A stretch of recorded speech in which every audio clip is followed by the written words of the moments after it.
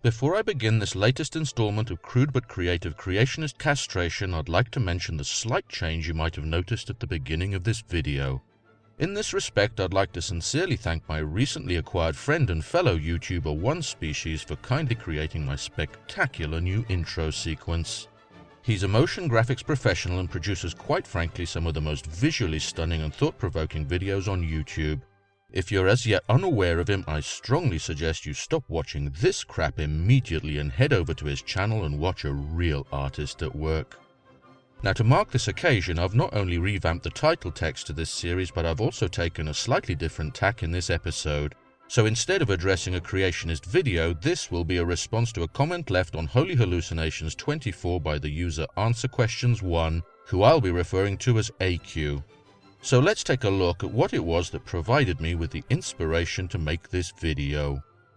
The problem with phylogeny, hierarchies, vestigial organs, and all the supposed evidence that you mention is that none of the arguments is falsifiable. Evolution can and always will adapt to any discovery made. My initial reaction was to begin typing out an explanation as to why, in true creationist style, you were belching the most incredibly malodorous and noxious fallacies. However, as I was collecting my thoughts and preparing to ram them vigorously up your bunghole, it suddenly occurred to me that your comment was possibly worthy of some special attention. So instead of giving you my opinion on your ideas in writing, I instead responded with this. You are quite spectacularly in error. It'll be impossible for me to explain why in 500 characters, so I will consider making a video on the matter, as it will also prove to be quite educational. Now, my initial intent was to mainly delineate exactly how these various lines of evidence could be falsified, when a subsequent exchange you had with another user made me realize that you were so high on Jesus juice-fueled paranoia that I also needed to address the second part of your comment to prevent you from dismissing what I had to say out of hand. And here's a prime example of what I'm talking about. My point is that evolutionists will use the interpretation that better fits their model. If they predict an old age, then all the factors that indicate a young age will be due to contamination, and if they predict a young age, then all the factors that indicate an old age will be due to contamination. This, of course, is essentially a rehashing of the old creationist assertion that the grown-ups that they refer to as evolutionists, and I prefer to call scientists, interpret physical evidence to exclusively reflect their pre-established worldview of godless change in allele frequency over time. I've addressed this particular colostomy bag of an argument a number of times before, most notably with Carl Gallup's that infamous lying nutsack of an excuse for a man whose seemingly endless cranial flatulence is primarily responsible for the stench emanating from the PPSimmons YouTube channel. Nevertheless, I think there is more that I can add to what I've already said, and since this attitude seems to form the basis of your initial comment, I think the time taken to elaborate further here will be well spent before getting back to the specifics of the evidence you're denying. But before I begin, I want to point out a fundamental error in a staggeringly naive assumption that you and many other creationists seem to take for granted. You see, you appear to be laboring under the misapprehension that if evolution were disproved tomorrow, that this would somehow validate your particular creation fable. Unfortunately, the reality is that it would still remain what it's always been, a steaming turd on the soul of the history of human thought, because it's been conclusively disproved countless times by observations in fields as diverse as geology, cosmology, and nuclear physics. So with that aside, let's get back to the matter in hand. I'll begin by saying that it's been shown that over 30% of scientists actually believe in God. And since this survey was conducted in the United States, I think we can safely say that this is probably the same narcissistic yet strangely elusive genocidal maniac depicted in the book that you used to justify your refusal to embrace the mental state the rest of us call sanity. The difference between them and your kind, of course, is that these individuals see the world as being a little more complex than a child's coloring book. They have both a respect for the truth over their own fragile egos and also an aversion to making delusional twats of themselves in public, and so have found a way of incorporating a healthy dose of reality into their beliefs. Since it would be perfectly consistent with these beliefs, I don't doubt that these rational theistic scientists would have any problem in embracing your simplistic and juvenile worldview, should it actually be supported by a little thing called any fucking evidence at all. Unfortunately for creationists, this large group of scientifically literate theists has yet to make any objections to evolutionary theory despite their worldview not being subject to the same restrictions that you and your kind claim the atheists is. If the evidence were really there, then there are plenty of honest, properly trained theists out there who'd be happy to use it. In any case, even if all the scientists in the world were atheists, it wouldn't make a difference. I've heard it said many times on YouTube, but I want to reiterate it here. Science is a cutthroat business, and glittering careers are made by discovering new phenomena, the explanation of existing phenomena, and the overturn of current theories by improved ones. The halls of academia are positively festooned with ambitious researchers who would be willing to sacrifice either tits or testicles for an opportunity to prove evolution wrong, regardless of the philosophical or theological consequences. The desire for recognition, for the plaudits and admiration of their peers, for financial reward and success, and to be the first or best are just as strong in these individuals as in any person on the planet. In fact, it's a testament to the strength of the scientific method that despite such powerful motivations, evidence against evolution isn't being produced on a daily basis. You see, in religion, any old lying shitbag can claim that their God gives them a personal nightly rim job in the hope that enough gullible peasants will be willing to keep him supplied in all the prostitutes and coke he desires, all done in the safe knowledge that no one will be able to produce any empirical evidence to call him on his bullshit. In contrast, scientists aren't afforded this luxury because they know that their data will be scrutinized by hosts of their peers and that frauds will be mercilessly rooted out, publicly humiliated, and permanently banished. So the absurdity of thinking that so many people with all too human needs, ambitions, and desires would for some reason, as a single body, somehow decide to forego them in order to defend an abstract explanatory construct, even if they knew it to be wrong, is quite simply mind-boggling.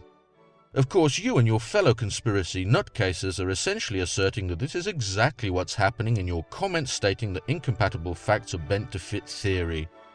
So now I'm going to take a moment to explain to you how science is actually conducted, and as I do so, please bear in mind that I've been an active researcher for over 20 years now, and so unlike you, I'm speaking out of personal experience and not straight out of my arse. All new experimental and observational data are always interpreted in the light of the current theoretical paradigm of the applicable field of research. This approach is used because it's somewhat more efficient in evaluating all conceivable possible interpretations, from the involvement of microscopic sexually depraved fairies to invisible omnipotent peeping toms. Even though you seem to think it should be otherwise, observations that don't fit current theory don't result in its immediate trashing and the adoption of the baseless speculations of the first passing delusional fucktard with an opinion. Instead, such observations are repeatedly verified to confirm that they aren't the result of statistical or experimental error, and if this proves not to be the case, theory is modified if possible to explain the new results. Such modifications are then used to make predictions, and these predictions are further tested to determine whether the modified theory is viable or whether alternative possibilities need to be considered. Inability to produce a comprehensive theory that encompasses the new result doesn't, however, automatically justify its wholesale abandonment in favor of delusional, untested, and untestable alternatives. A perfect example is Newton's theory of gravity. It was long known that this inadequately explained certain perturbations in the orbit of Mercury. However, this didn't result in the dismissal of concepts such as action at a distance and the inverse square law for the assertion that God was sitting on the sun in his skivvies in a coating of SPF 7 trillion, twirling the planets around his head on invisible strings. Instead, this inexplicable discrepancy was duly noted and the theory accepted as being imperfect or incomplete. Nevertheless, in the absence of anything better, Newtonian gravitation remained the best accepted explanation, good enough in fact to send mankind to the moon and back until Einstein finally developed a solution in his general theory of relativity. This is exactly why evolutionary theory has been modified over the past century to incorporate concepts such as genetic drift, punctuated equilibria, and various modes of speciation. However, to date, no alternative has been developed because nobody's been able to produce a cohesive and self-consistent framework that explains observable reality as exquisitely as biological evolution, or that can compete with its quite stunning predictive power. Now, AQ, I'm already hearing you protest. But wait, I hear you say, there is plenty of evidence that counters evolution. It is just ignored or twisted to fit. I say this because you yourself mentioned two supposed lines of evidence in your comment exchange, that of the alleged discovery of both pollen and human artifacts in the Precambrian. Because of time constraints, I'm not going to go into exactly why these demonstrate either your laughably low standards for accepting evidence or your complete ignorance of what's acceptable scientifically. To be honest though, I suspect that the former is more applicable because when you were challenged by two different people to provide bona fide peer-reviewed sources for these claims, rather than doing so you tucked your tail between your legs and fucked off faster than a priest slipping his hand up a choir boy's robe, and we haven't seen hide or hair of you since. The fact that you didn't bother to mention the pathetically shoddy sources of your so-called evidence strongly suggests that you are fully aware of how pitiful it actually is. In that case, the fact that you presented it at all makes me seriously wonder whether I shouldn't be addressing you as a whole and not AQ. Now I realize that you're unlikely to accept or believe any of this preceding narrative, and of course it's a little difficult to provide documentary evidence for it. As a second opinion, I'd therefore like to quote a passage by Mark Norell, the curator of fossil reptiles, amphibians and birds at the American Museum of Natural History, from his book Unearthing the Dragon. Any real systematist or scientist in general has to be ready to heave all he or she has believed in, consider it crap and move on in the face of new evidence. That is how we differ from clerics. Of course, I've little doubt that Dr. Norell would be accused of being as biased as I'm sure you're accusing me of being as you watch this, so lest you or any other creationist be tempted to dismiss what I've said out of hand, I'd also like you to ponder for a moment on the following.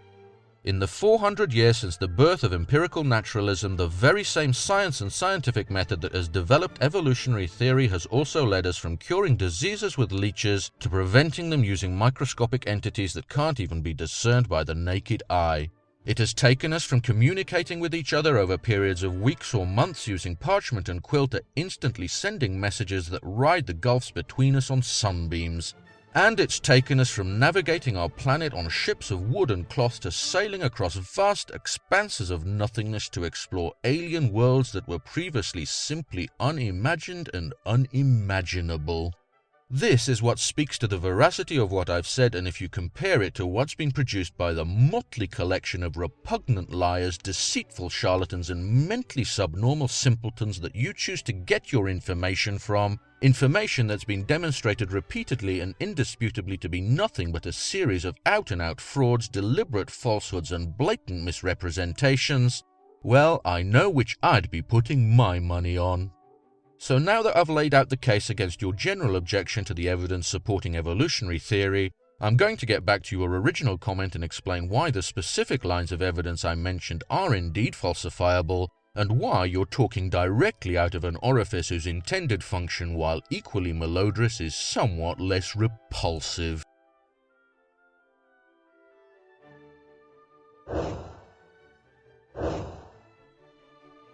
I don't think many creationists appreciate that the very fact that all extant and extinct species can be objectively classified in a consistent nested hierarchy at all is itself almost incontrovertible evidence that they arose via evolution.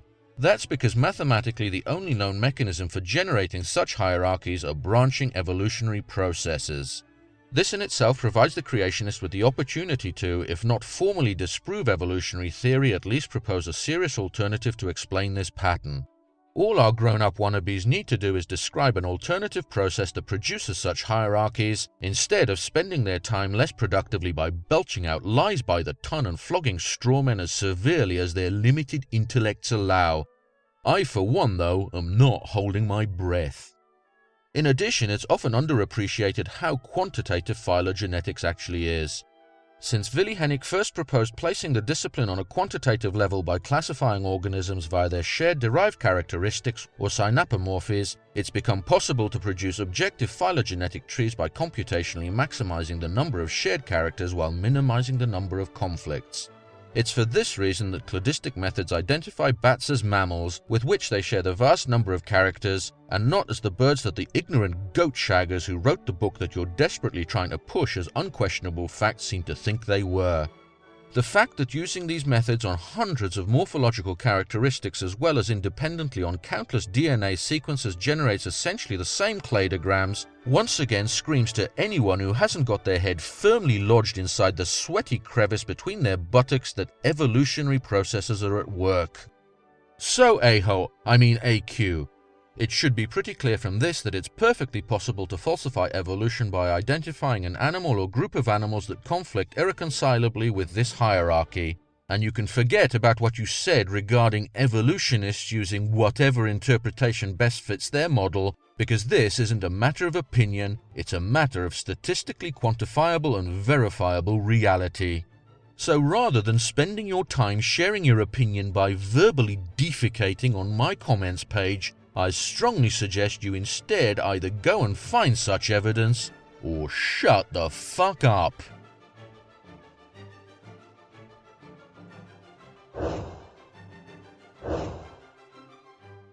ERVs are inherited in the same way as derived characters and DNA sequences and can therefore be used to generate phylogenetic trees that are concordant with those produced by sequence and morphological analyses. Again, finding patterns of ERV distribution in known or newly discovered species that conflict with this pattern will pose a serious problem for evolutionary theory. At present, GenBank, the worldwide repository of DNA sequence information, contains over 100 billion base pairs and is growing exponentially at a rate of about 20 billion a year. It seems to me, therefore, that rather than wasting your time sharing your ignorant opinions on YouTube, you'd be much better off investing it in searching this freely available and rapidly growing database for sequences that conflict with the evolutionary model. And if this seems like a little too much effort, then perhaps you'll instead just shut the fuck up.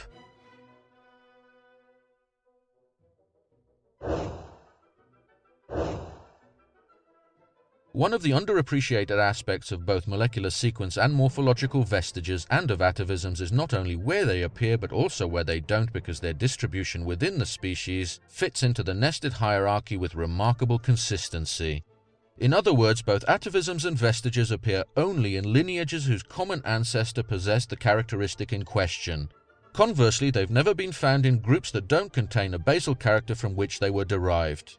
As a result, we have never seen bones or their remnants present or appearing in invertebrates, nor cellulose walls in animal cells. In contrast, we found teeth and the genes that drive their development in birds and observed humans born with semi-functional tails.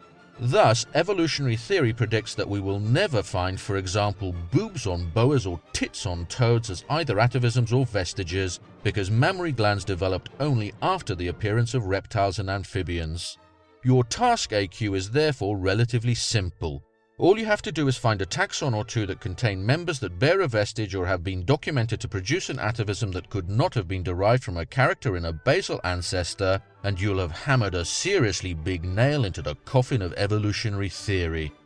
Of course, I don't really expect you to do any of this, because the track record of creationists is to smugly sit on the sidelines rubbishing the work of others while making up outrageous lies or retarded hypotheses instead of doing what's actually required to back up their ludicrous and infantile little claims. After all, that's so much easier than getting a relevant education, doing some actual fucking work and taking the risk of proving yourself wrong, isn't it, AQ?